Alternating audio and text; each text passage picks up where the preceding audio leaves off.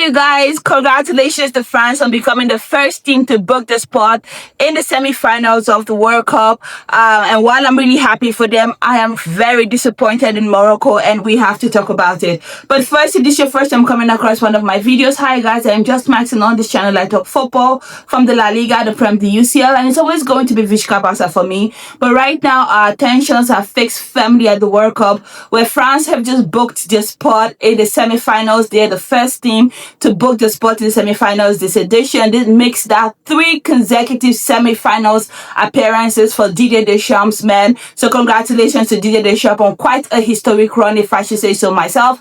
They made it in the last 2 editions, and now they've made it here again. Of course, we know they were once World Cup winners, then there was finalists before Messi and Argentina won it, and now they're here. So they're going to be looking to play, I think, the winners between Belgium and Spain. But all in all, they look good. Was this the best France performance? I wouldn't necessarily agree with that. No, I would say this is not really the best France performance that I have seen. However, what is even more jarring, what was even more confusing to me, was the Morocco performance of it all. Now, going into this match, you would be remiss if you had said, yes, I 100% expected France to win. That's not true, because everybody knew that this was a match where Morocco had genuine opportunities. But if you watch the last edition in the last World Cup where Morocco and France did meet, of course, France wants to knock out Morocco. We had all kinds of storylines, you know. Given the performance they had the last time, Morocco could genuinely cause France some problems if they played their best football. And they certainly had the incentives to. Of course, when you look at the performances that Morocco have put together in this competition, what they played against Canada, what they played against Brazil, they have the possibility and certainly the ammunition to hurt France if they play their best football. There, I said it. So you must call me surprised when we came into this match and Morocco were sitting very deep. They were packing the bus even. They created no chances. How can you, in the entire match, only create 2 chances? And 2 chances is even being very generous, because I don't see the chances.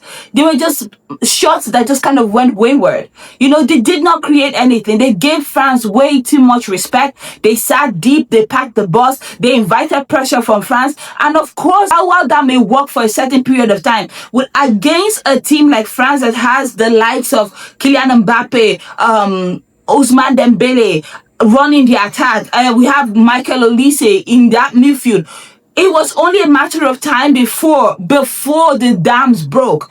And even if these lots that were on the pitch weren't able to get the job done, they still have in reserve Ryan Cherki. They still had in reserve Bradley Barcola. They still had people who could come in and make a difference. So I was very disappointed. I thought that Morocco gave France too much respect. They did not play Moroccan football. They were so disappointing. In fact, they deserve to lose. It's very difficult for me to come on here and say a team deserves to lose, but today Morocco earned this loss. They worked hard for it. The only person that I felt bad for in this Morocco team was Yassine Bono. Yassine Bono made save after save after save, and yet he was still on the losing end. It was 2-0, 2 fantastic goals, by the way, mind you.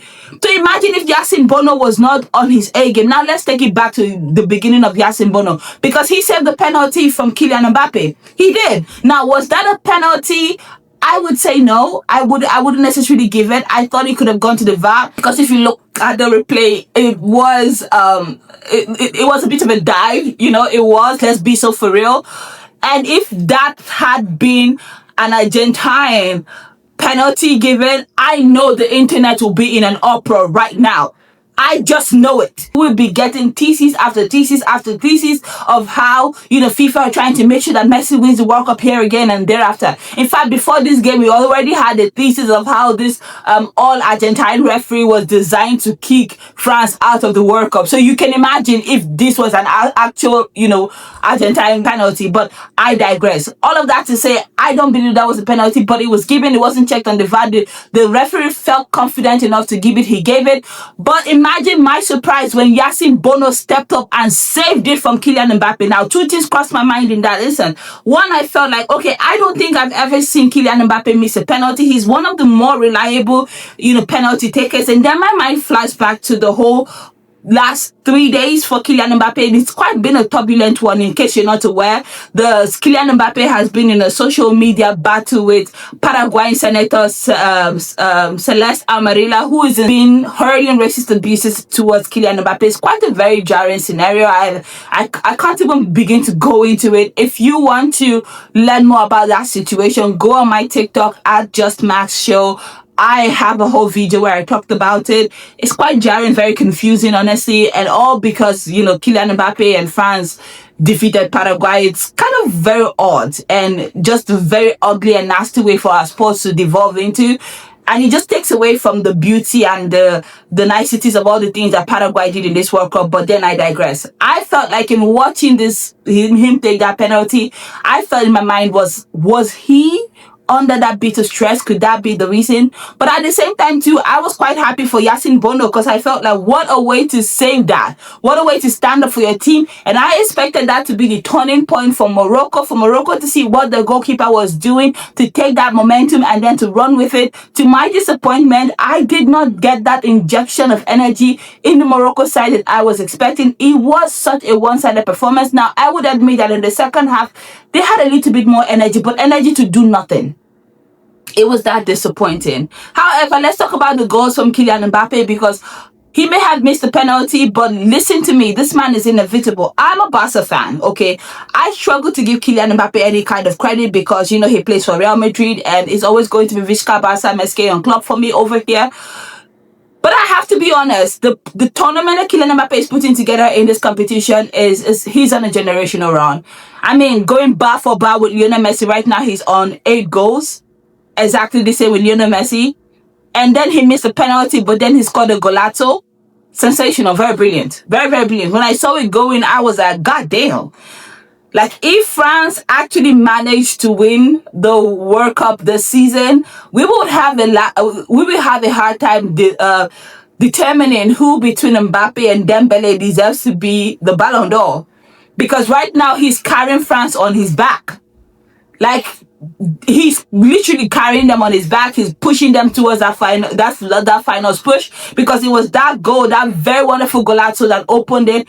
And not too long after that, we did see another equally good strike from Ousmane Dembele. But I would say that it was that goal from Kylian Mbappe that just kind of set them on their way. If they do win it, dare I say, his name will be the one in front. And I cannot even argue with it. I cannot. Okay, I just can't. But anyway, deserved win for France. Morocco were disappointing. They didn't give enough. The only thing that I would say is a little bit of a concern if you're from a France disposition is seeing Kylian Mbappe go out injured. I want to say injured, but I'm not sure. I thought it was a precautionary sub, but then we see him icing his foot, on the bench. So he might be having a knock, some kind of discomfort, possibly an injury. So that may shake up things in the way France competition continues moving forward.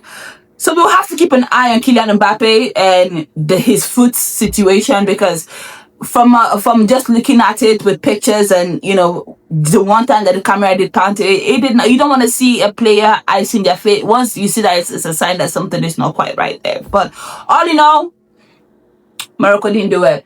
But then again, I have to give Morocco a little bit of should I say grace?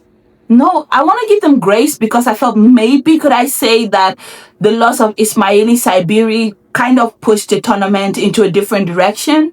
Maybe I could say that I could see that argument if you say yes, because Ismaili Saibiri was on fire for them before he did end up getting that injury. So yes, I can say if someone were to make that argument. However, that does not excuse what I saw today on the pitch. I thought they deserved to lose, and they so wonderfully lost it. So congratulations to France, who are the first to book the spot in the semi-finals of the World Cup 3 times in a row. What a way to do it for Didier Deschamps. What a historic run that he and Le Bleu are on.